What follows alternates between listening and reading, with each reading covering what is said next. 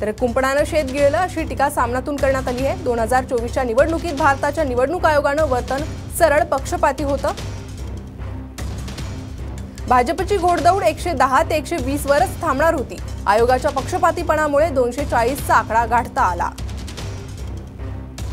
धनुष्यबाण घड्याळ ही चिन्ह गोठवायलाच हवी होती, पण फुटीरांना ही चिन्ह देण्याचं काम आयोगानं केलं।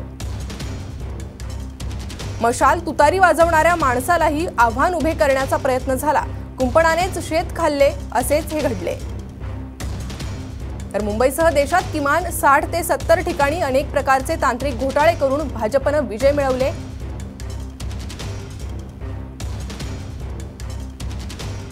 तर घोटाळा झाला नसता तर भाजप 110 ते 120 पर्यंतच थांबला असता। मोदी पीएम झाले नसते, या सगळ्याला निवडणूक आयोग जबाबदार आहे।